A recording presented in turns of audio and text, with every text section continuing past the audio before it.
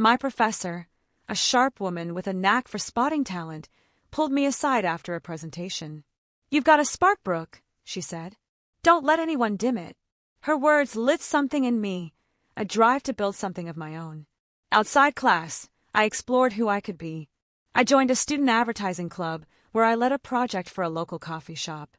We stayed up late, brainstorming slogans over pizza, laughing at our terrible first drafts. I loved the chaos of it, the chance to create without Mom hovering. But freedom came with a price.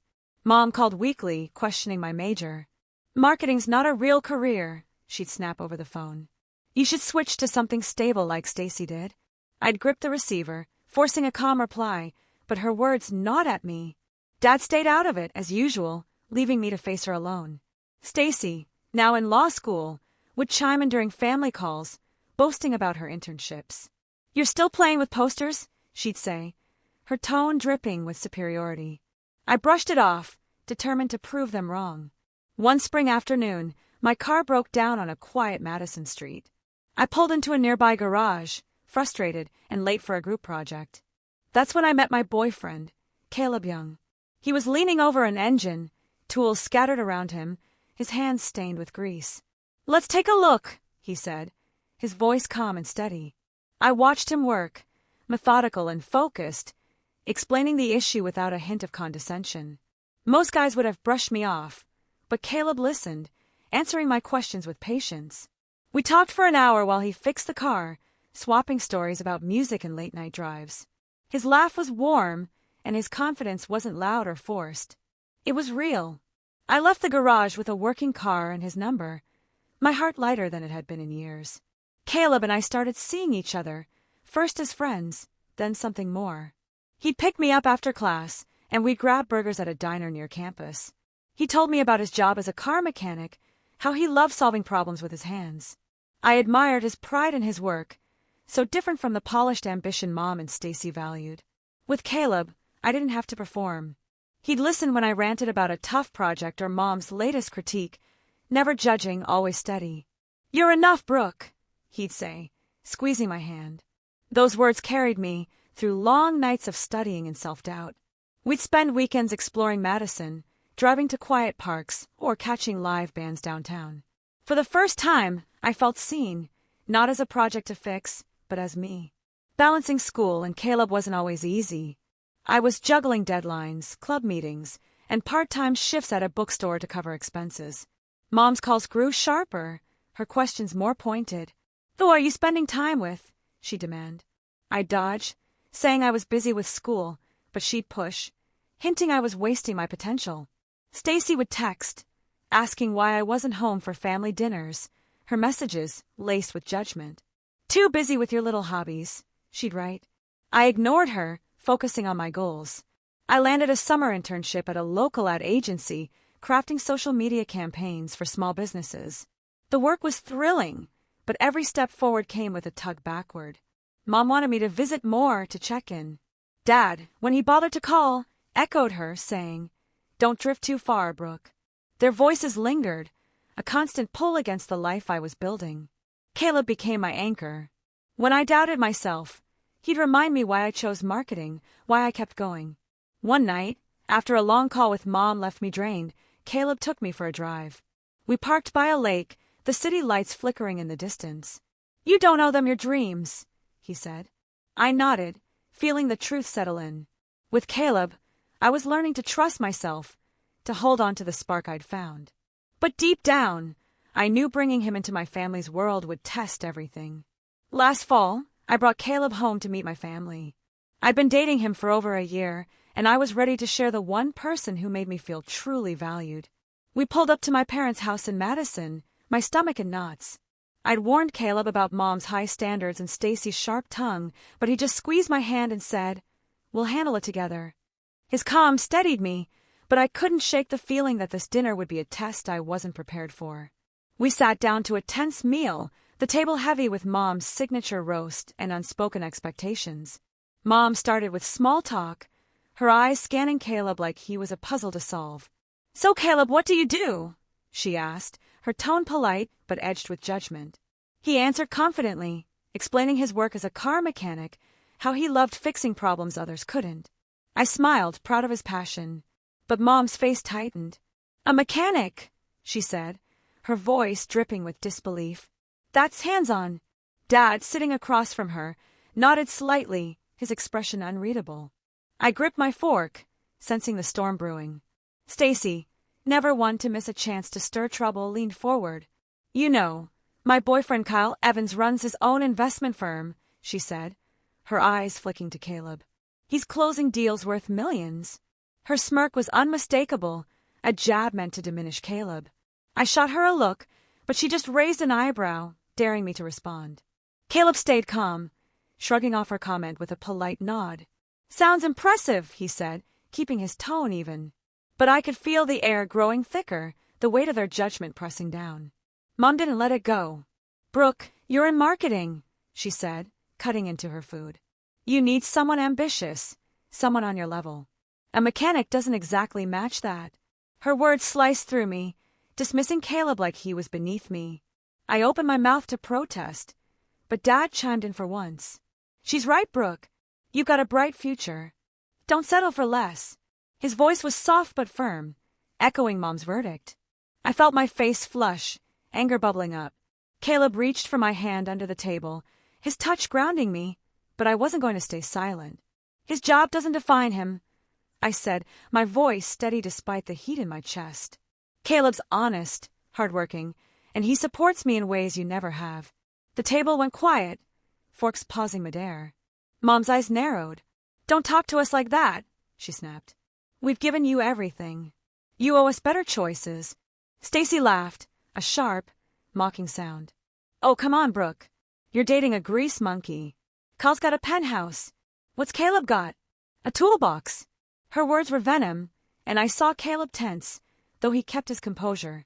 I pushed back. "Stacy, you don't get to judge him. You don't even know him." My voice rose, shaking with years of pent-up frustration. Stacy rolled her eyes. "I know enough. You're embarrassing yourself." That was it. I stood up, my chair scraping the floor. "Caleb's more family to me than any of you have been," I said, looking from Stacy to Mom to Dad. "He respects me. You just want to control me." Mom slammed her hand on the table. "Enough. You're throwing away your future for him. Choose, Brooke. Us or him." Her ultimatum hung in the air, heavy and final. I looked at Caleb, his eyes steady, trusting me to decide. I thought of all the years I'd spent trying to please them, shrinking myself to fit their mold. "I choose Caleb," I said, my voice clear. Mom gasped. Dad shook his head, and Stacy scoffed, muttering, "You're delusional." I grabbed Caleb's hand, and we walked out, their voices fading behind us. That night, I realized their approval wasn't worth losing myself. But I had no idea how much worse it would get. A few months after that explosive dinner, the Christmas party at my parents' house was filled with relatives, and the air was heavy with tension. I'd been dreading it for weeks, knowing Mom, Dad, and Stacy would be watching my every move. Caleb and I had made a bold choice just days before, a secret wedding at a small courthouse in Madison, just the two of us and a witness. We didn't tell anyone, not wanting their judgment to taint our moment. But tonight, I decided it was time to share the truth. My heart pounded as we walked in, Caleb's hand steady in mine. I wore a simple dress, my new ring hidden under a scarf, but I felt like I was stepping into a battlefield. Dinner started quietly, with aunts and uncles chatting over plates of turkey and pie. Mom kept glancing at me, her smile tight, while Dad sipped his wine, avoiding my gaze. Stacy sat across from us, her eyes darting between me and Caleb, a smirk playing on her lips. I could feel the weight of their expectations, the same ones I'd fought my whole life. Halfway through the meal, I stood up, my hands trembling but my resolve firm. "I have something to say," I announced, my voice cutting through the chatter. All eyes turned to me. "Caleb and I got married last week." I lifted my scarf, revealing the ring, and looked at Caleb, who nodded with quiet pride. The room froze. Then Mom's face turned red, her fork clattering to the plate. "Married?" she hissed, her voice low but venomous. "To him." Dad's jaw tightened, his knuckles white around his glass. Before I could respond, they both stood, their voices rising in unison. "In our eyes, you're already dead, Mom spat, her words slicing through the crowd. Dad echoed her, his voice cold. You've thrown your life away, Brooke. The relatives gasped, some whispering, others staring in shock. I felt the air leave my lungs, their words a betrayal sharper than any I'd faced. Stacy broke the silence with a sharp laugh, her eyes gleaming with malice. A secret wedding with Caleb, she said, her voice dripping with scorn. What was it? A quickie at some rundown courthouse. You couldn't even afford a real ceremony. Her words mocked our choice, dismissing the love we'd built. Caleb's hand tightened around mine, but he stayed calm, his silence stronger than her taunts. I looked at her, then at Mom and Dad, their faces hard with disgust. Years of their control, their criticism, flashed through my mind. Every moment I tried to please them, every time I'd been pushed aside for Stacy. This was the final straw. I stood taller, my voice steady despite the pain. Understood, I said, locking eyes with Mom, then Dad, then Stacy. The word hung in the air, simple but final. I turned to Caleb, his gaze unwavering, and we walked toward the door. Stacy called after me, her tone mocking. Running away already, Brooke? Typical. I didn't look back. Relatives murmured, some pleading for me to stay, but their voices faded as we stepped outside. The cold December air hit my face, but I felt lighter, like a chain had snapped. In the car, Caleb pulled me close. You okay? He asked. I nodded, tears stinging my eyes, but my heart was set. We're done with them, I said. That night, I made a choice. I blocked Mom's number, Dad's and Stacy's. I deleted their voicemails, their texts, their hold over me. For years, I'd carried their expectations, their judgment, hoping for acceptance that never came. Now, with Caleb by my side, I was free to choose my own family. Walking away wasn't just about leaving a party. It was about reclaiming my life. I didn't know what lay ahead, but I knew I'd never let them define me again. After the Christmas party, I erased my family's numbers from my phone. Walking away from Mom, Dad, and Stacy felt like shedding a heavy coat I'd worn too long. Caleb and I didn't waste time. We found a cozy apartment in downtown Madison, a small but bright space with big windows and a view of the bustling streets below. Moving in together was our first step toward building something new, something ours. We spent weekends unpacking boxes, laughing over mismatched dishes, and planning our future. For the first time, I wasn't looking over my shoulder, waiting for judgment. My career took off in ways I hadn't imagined. I'd been working at a marketing firm for a year, but now I was offered a lead role on a major campaign for a local tech startup. The project was ambitious, a full rebrand with billboards, social media ads, and a launch event. I dove in, sketching ideas late into the night, pitching bold concepts to my team. My boss, a no-nonsense woman with a sharp eye for detail, praised my work. "You're killing it, Brooke," she said after I presented a new slogan. The words felt like a bomb, so different from Mom's endless critiques. I poured myself into the campaign, coordinating with designers and meeting tight deadlines. When the client approved our pitch, my team cheered, and I felt a surge of pride I hadn't known in years. One chilly afternoon, I ran into my mother's friend, Margaret Evans, at a coffee shop near my office. She spotted me in line and waved me over, her smile warm but cautious. "Brooke, it's been a while," she said, her voice gentle. We sat down with our drinks, and she asked how I was holding up. I hesitated, unsure if she'd report back to Mom, but her eyes were kind, not prying. I told her about cutting ties after the party, about choosing Caleb. Margaret listened, nodding thoughtfully. "You did what was right for you," she said. "Don't let anyone make you doubt that." Her words hit deep, a reminder that I wasn't alone in my choice. She shared a story about her own struggle with family expectations, urging me to stay strong. "You're building something real," she said, squeezing my hand. I left the cafe feeling lighter, her support a quiet anchor. Caleb and I leaned into our life together. He was thriving at the garage, taking on bigger repairs and earning a reputation for his skill. We'd come home after long days, cook simple dinners, and talk about everything. Our dreams, our fears, the little moments that made us laugh.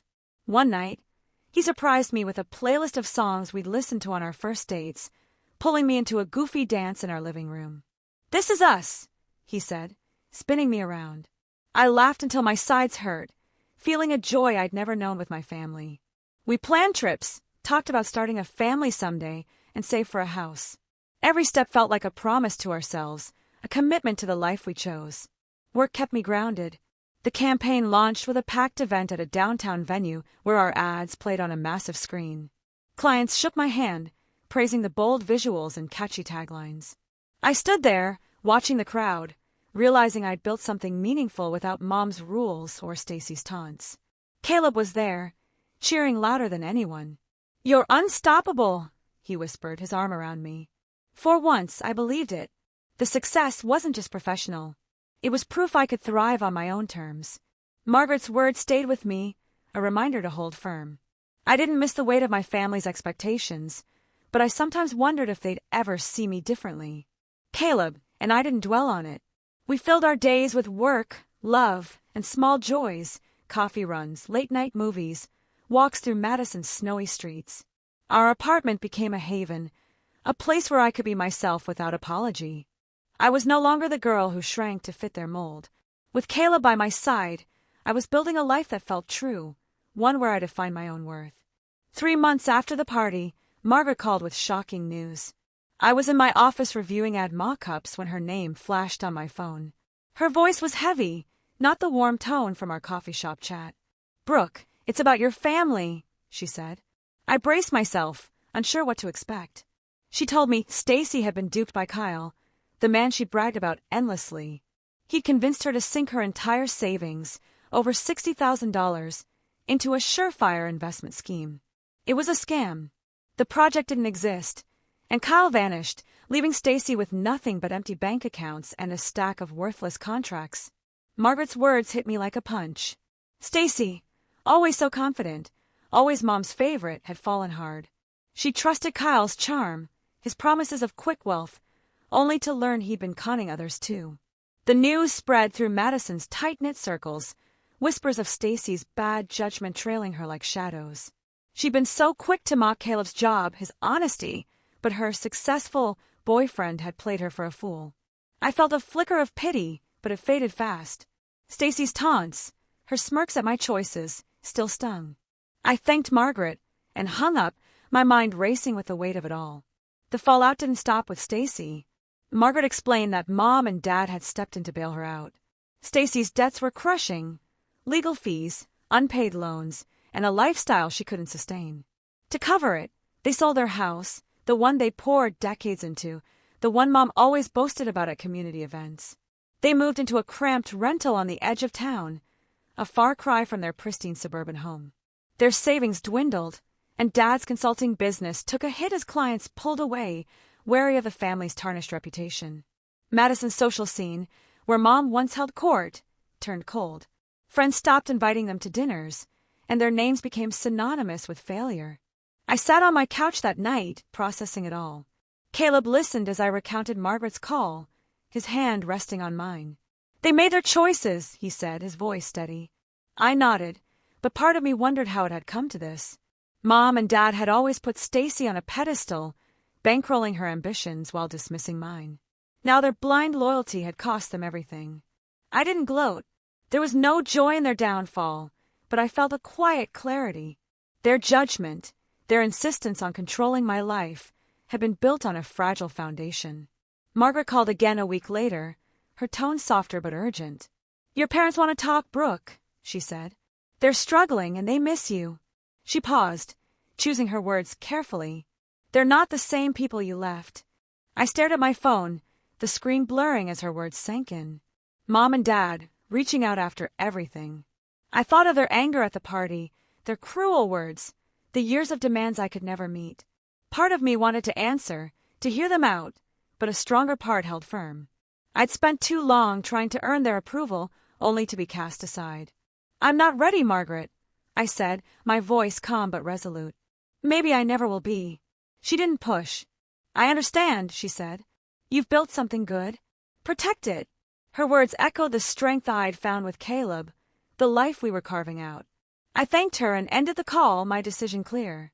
I didn't unblock their numbers or respond to the messages Margaret said they'd sent. Their struggles were real, but they weren't mine to fix.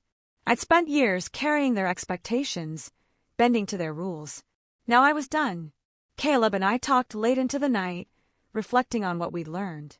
Their downfall wasn't my fault, but it was a consequence of their choices, favoring Stacy, dismissing me, clinging to appearances.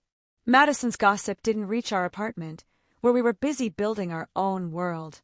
I focused on my work, landing new clients for the firm while Caleb took on a promotion at the garage. We were moving forward together, free from the weight of their judgment. I didn't need their approval anymore. I had my own. 5 months after the Christmas party, my doorbell rang insistently. I was in our apartment reviewing campaign notes when the sound jolted me. Caleb glanced at me, his brow furrowed. I opened the door to find Mom, Dad, and Stacy standing there, their faces a mix of exhaustion and desperation. "Brooke, we need to talk," Mom said, her voice trembling. Dad nodded, his eyes avoiding mine, while Stacy shifted uncomfortably, her usual confidence gone. They begged for forgiveness, their words stumbling over each other. Sorry for the party, for their judgment, for pushing me away. I listened, my heart racing, but my resolve steady. I took a breath, looking at each of them. "The dead cannot come back," I said, my voice calm but firm. Their faces fell, Mom's eyes welling up, Dad's jaw tightening, Stacy's mouth opening in protest. I didn't wait for a response. I closed the door, the click echoing in the silence. Caleb pulled me into a hug, and I felt the weight of their pleas lift. I'd spent years chasing their approval, but that girl was gone. This was my boundary, my final stand. Life with Caleb was my anchor. We'd settled into our Madison apartment, our days filled with love and purpose. I'd been promoted at the marketing firm, now overseeing multiple campaigns. My latest project, a citywide ad for a nonprofit, won an award, my name praised in industry circles. Caleb's garage was thriving too, his reputation growing among clients who valued his skill. We celebrated small victories, dinners we cooked together, weekend hikes, plans for a future we defined. Our happiness wasn't loud, but it was real, built on mutual respect and trust. For Mom, Dad, and Stacy, the consequences lingered. Margaret had told me they were still struggling, renting a small apartment on Madison's outskirts, their savings drained from Stacy's failed investment. Their social circle had shrunk, old friends avoiding them after the scandal with Kyle. Stacy, once the center of attention, was now isolated, her charm no match for the gossip that followed her. I didn't wish them harm, but their choices had led them here. Their apologies couldn't erase the years of control, the dismissal of my worth. I learned a hard truth. Setting boundaries is the only way to protect your peace. Family isn't an obligation when it comes with disrespect. Cutting ties wasn't easy, but it freed me to live authentically, to choose who I let in. Caleb showed me what family could be. Supportive, not suffocating. I'm stronger now, not because I rejected them, but because I chose myself. To everyone listening, thank you for following my story. It's not just mine. It's a reminder to stand up for your worth. Have you faced tough family dynamics? How do you set boundaries? Share your thoughts below, and let's start a conversation about building healthier relationships. Your voice matters, and I'm grateful for yours. I'm Brooke Sullivan, 32 years old, and I used to think family was my safe place until last year's Christmas party destroyed that idea. Picture this: a crowded room, laughter fading, every eye locked on me. I stood up, heart pounding, and announced that I'd marry the man I truly love. The silence was deafening. My parents' faces twisted with anger. For years, they had told me he wasn't good enough. Not the kind of man who could make a Sullivan proud. They constantly compared him to my sister Tanya's boyfriend, their so-called golden standard. Wealthy, polished, the perfect gentleman. No matter how hard my husband worked, no matter how kind he was, they dismissed him as beneath us. And then that night, my parents leaned forward and spat the words that cut deeper than anything before. "In our eyes, you're already dead?" Beside them, my sister smirked, letting out a cruel sneer, her eyes sparkling with contempt as if she had finally won. The words hit like a punch, sharp and merciless, tearing through years of trying to prove myself, of trying to earn their love. The room froze, relatives, friends, all stunned into silence. But I didn't break. I lifted my chin, looked them dead in the eye, and said, "Understood." Then I grabbed my coat, took my husband's hand, and walked out into the cold night, never looking back. That moment wasn't just about their cruelty. It was about breaking free from control, from comparisons, from a lifetime of being told I'd never measure up. And what happened next, the life I built, the downfall they faced, proved everything. Months later, when they came knocking, desperate and broken, I was ready with words they'll never forget. Have you ever been told someone you love wasn't good enough? Share your story in the comments. I want to hear how you stood your ground. Growing up in suburban Madison, our house looked perfect from the outside. But inside, my mother, Donna, ruled every corner of my life. From the moment I could choose, she decided for me, schools, friends, even which extracurricular activities I could join. At 7, I wanted to try soccer, but Mom insisted on piano lessons because they were more refined. I practiced for hours, my fingers aching, only to hear her criticize every missed note. "You need to be better, Brooke," she'd say, her voice sharp, leaving no room for argument. My father, David, rarely spoke up.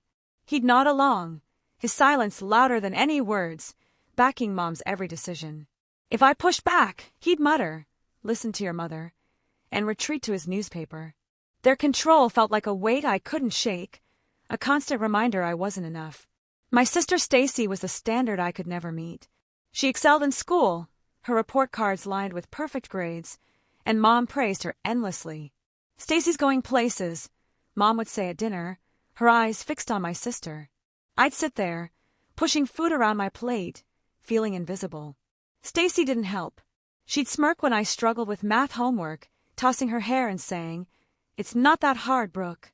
Her taunt stung, but I kept quiet, hoping to avoid another lecture from Mom. Once I brought home a B in English, proud of my effort.